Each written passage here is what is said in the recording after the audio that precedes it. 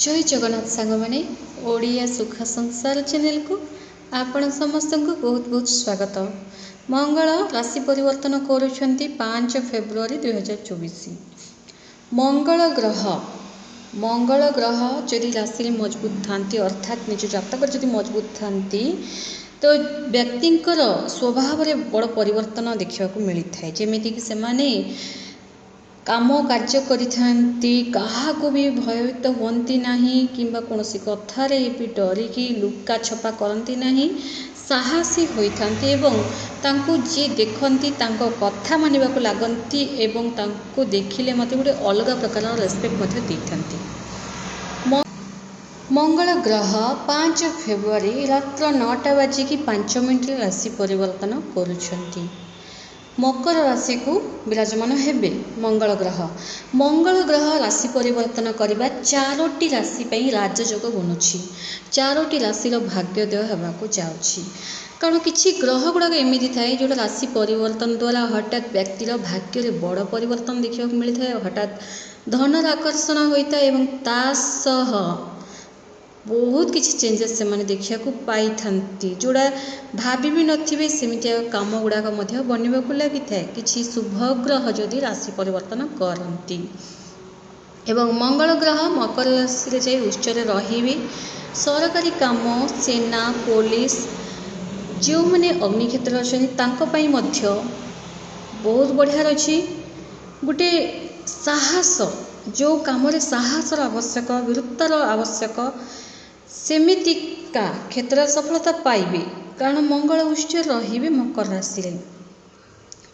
मंगल ठीक रहिले ही व्यक्तिर स्वभाव रे परिवर्तन देखा मिलिबो। नचेत मंगल जदि कमजोर स्थिति रे थांती सही व्यक्ति निज जीवन रे केबे भी से माने निज नारे किछि प्रॉपर्टी जगह जमी किनी पारंती नाही।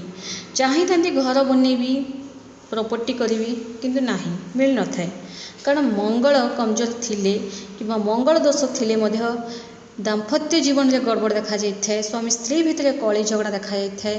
संतान हेले मध्य संतान अमान्य संतान होइथांती निज माँ बापा कथा मान न थांती। तो ये सब समस्या देखा देता है। आसंतु जानिबा से 4टी राशि किए एवं क्यों क्षेत्र में से सफलता मिलवाक जाउची। 4टी राशि पर राजयोग बनुची। सर्वप्रथम राशि हूँ मेष राशि। मेष राशि बहुत बढ़िया रही। कैरियर बनिब मंगल राशि परिवर्तन आपणकर कैरियर बनइबे मंगल एवं तासह मान सम्मान बढ़िब। पदोन्नति मध्य संभावना रही एवं निज सासु ससुर तरफ आपणकर रिश्ता बढ़िया रहिबो। जदि किसी गोटे कथा आर्गुमेंट हो जाता तो सासु ससुर भितर भल बुझामणा रहिबो एवं अंडरस्टैंडिंग ठीक रहिबा सह आपणकर मान सम्मान बढ़िबो। लोके आपन एमिति भी रेस्पेक्ट देई थांती किंतु आहुरे आपनको रेस्पेक्ट देबाक लागिबे। राजयोग बनिबा जोगु आपनको किछि टंका पैसा मध्य आपण पाई पारंती। किछि पेंडिंग टंका जोटा कि आज देवी काली देवी जो कहिके आपनको भंडौथिले आपणकर पेंडिंग टंका पैसा आपण पाई मध्य पारंती। नेक्स्ट राशि होची कर्कट राशि। देखो कर्कट राशि मंगल केंद्र त्रिकोण राजयोग बनाउछंती। सप्तम घरे रहिबा जो दाम्पत्य जीवन में जहाँ भी समस्या थिला कर्कट राशि वाले एमती भी 2.5 शनि प्रभाव चली कोटि ना कोठी आपण न चाहिए भी आपन को बहुत गुड़े समस्यार सामना करने को जो पड़ूला। किंतु मंगल जेबे मकर राशि को जीवे तो आपण सप्तम रही दाम्पत्य जीवन में समस्या चलुवा सबु समस्यार कि गोटे भल मार्ग दर्शेबे एवं ता सह समस्या ही आपणकर खत्म करेंगे।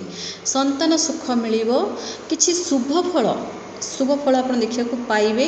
प्रमोशन जोग बनुची आपण बहुत बढ़िया रही। धन जनित समस्या जहाँ भी थिला ताहा दूर हेबो एवं ता सह आपण को प्रमोशन हेबा सह आपणकर सैलरी बढ़ी पारे।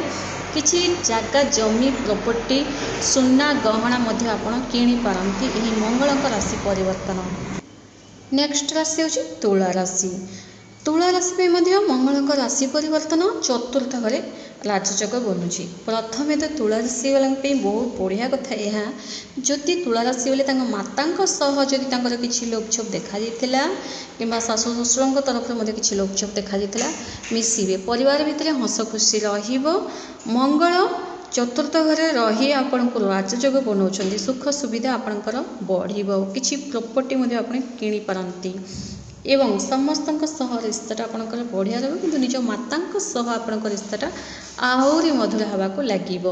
ଯଦି ଏହି ସମୟରେ ଗାଡ଼ି ବାହନ ମଧ୍ୟ ଯଦି ଆପଣ କିଣିବେ ଆପଣଙ୍କ ପାଇଁ ବଢ଼ିଆ, କିଣିବେ ମଧ୍ୟ। ଏହି ଯେଉଁ ମଙ୍ଗଳଙ୍କ ରାଶି ପରିବର୍ତ୍ତନ ଆପଣଙ୍କ ପାଇଁ ବହୁତ ସୁଖ ସୁବିଧା ବଢ଼ାଉଛନ୍ତି ଏବଂ ଯେଉଁମାନେ ଗଭର୍ଣ୍ଣମେଣ୍ଟ ଜବ୍ ପାଇଁ ଚେଷ୍ଟା କରୁଛନ୍ତି, ହୁଏତ ଏହି ଯେଉଁ ମଙ୍ଗଳଙ୍କ ରାଶି ପରିବର୍ତ୍ତନ ସମୟରେ ଆପଣ ଗଭର୍ଣ୍ଣମେଣ୍ଟ ଜବ୍ ମଧ୍ୟ ପାଇପାରନ୍ତି। କାରଣ ମଙ୍ଗଳ ଉଚ୍ଚରେ ରହିବା ସରକାରୀ ଜନିତ ଯାହା ବି କାମ ଅଛି ତାହା ନିଶ୍ଚିତ ପୂରଣ ହେବ। ଆପଣଙ୍କର ଯଦି କିଛି କୋର୍ଟ କଚେରୀ ଯଦି ଚାଲୁଥିଲା ସେଥିରୁ ମଧ୍ୟ ସମାଧାନ ମିଳିବ ଏବଂ ମୁକୁଳିବେ ସେଥିରୁ। ଆପଣ ଯଦି ଆପଣ ଇଲିଗାଲ ଯଦି ଫସିଛନ୍ତି ସେଥିରୁ ମଧ୍ୟ ଆପଣ ମୁକୁଳିବେ। ବହୁତ ବଢ଼ିଆ ରହିଛି ଆପଣଙ୍କ ପାଇଁ ମଙ୍ଗଳଙ୍କର ରାଶି ପରିବର୍ତ୍ତନ। ନେକ୍ସଟ ରାଶି ହେଉଛି ମକର ରାଶି। ମଙ୍ଗଳ ଆପଣଙ୍କ ରାଶିରେ ହିଁ ବିରାଜମାନ ହେବେ, ନିଜ ଘରେ ବିରାଜିତ ହେବେ, ଲାଭର ଘରେ, ଅର୍ଥାତ୍ ଲାଭର ମାଲିକ ଆପଣଙ୍କର ହେଉଛନ୍ତି ମଙ୍ଗଳ ଦେବ ଏବଂ ମଙ୍ଗଳ ନିଜ ଘରେ ଲାଭର ସ୍ଥାନରେ ବିରାଜମାନ ହେବା ଚାରି ଦିଗରୁ ଆପଣଙ୍କୁ ଲାଭ ହିଁ ଲାଭ ମିଳିବ। ଆପଣଙ୍କ ରାଶିରେ ଶନି 7.5 ଚାଲିଥିଲେ ମଧ୍ୟ ମଙ୍ଗଳ ଆପଣଙ୍କୁ ଶୁଭ ଫଳ ପ୍ରଦାନ କରୁଛନ୍ତି। ମଙ୍ଗଳ ପ୍ରଥମେ ତ ଆପଣଙ୍କୁ ଧନଜନିତ ସମସ୍ୟା ଆପଣଙ୍କର ଦୂର କରିବେ ଏବଂ ଯଦି ବି ଆପଣଙ୍କର କିଛି ପ୍ରପର୍ଟି ବହୁତ ଦିନରୁ ଆପଣଙ୍କ ନିଜ ନାଁରେ ଯଦି କରିପାରୁନାହାନ୍ତି ଚାହୁଁଥିଲେ, କିନ୍ତୁ ଏହି ସମୟ ଆପଣଙ୍କ ପାଇଁ ବହୁତ ବଢ଼ିଆ ରହିଛି। ମଙ୍ଗଳଙ୍କର ରାଜଯୋଗ ବନେଇବା ଆପଣଙ୍କ ପାଇଁ ଚାରି ଦିଗରୁ ସୁଖ ସୁବିଧା ବଢ଼ିବ, ଲୋକେ ଆପଣଙ୍କ କଥାଟାକୁ ମାନିବାକୁ ଲାଗିବେ ଏବଂ ଏହି ଯେଉଁ ସମୟ ଆପଣ ବଡ଼ ବଡ଼ ଲୋକଙ୍କ ସହ ମିଳାମିଶା ମଧ୍ୟ କରିବେ। ଏବଂ ମକର ରାଶି ବାଲେ ଏଇ ଯେଉଁ ମଙ୍ଗଳଙ୍କର ରାଶି ପରିବର୍ତ୍ତନ ଆପଣଙ୍କର ଲାଭ ସ୍ଥାନରେ ହେବା, ଆପଣ ଏହି ସମୟରେ ଯେଉଁ କାମରେ ବି ହାତ ଦେବେ ସେହି କାମରେ ଲାଭ ହିଁ ଲାଭ ପାଇବେ। ଆପଣଙ୍କର ଅଧା ଦୁଃଖ କଷ୍ଟଟା ଦୂର ହେବାକୁ ଲାଗିବ, ପେଣ୍ଡିଂ କାମ ଗୁଡ଼ାକ ଆପଣଙ୍କର ବନିବାକୁ ଲାଗିବ, ନିଜ ଭାଇ ଭଉଣୀ ସହ ଆପଣଙ୍କ ରିସ୍ତାଟା ମଧୁର ହେବାକୁ ଲାଗିବ, ପରିବାର ଭିତରେ ହସ ଖୁସି ରହିବ। ଏବଂ ଆଉ ଗୋଟେ କଥା, ଏହି ସମୟରେ ଆପଣ ନିଶ୍ଚୟ କିଛି ଇଲେକ୍ଟ୍ରୋନିକ୍ସ ଜିନିଷ ନଚେତ୍ ଗାଡ଼ି ବାହନ ଆପଣ କିଣିପାରନ୍ତି। ବହୁତ ବଢ଼ିଆ ରହିଛି ମଙ୍ଗଳ ରାଜଯୋଗ ବନେଇବା। ତ ଏହି ଚାରିଟି ରାଶି ପାଇଁ ବହୁତ ସୁଖ ସୁବିଧା ବଢ଼ିବା ସହ ରାଜଯୋଗ ବନୁଛି। ତ ନିଶ୍ଚିତ ଭାବରେ ଆପଣ ସମୟ ଅନୁସାରେ କାମ କରନ୍ତୁ, ଆପଣଙ୍କ ପାଇଁ ବହୁତ ବଢ଼ିଆ।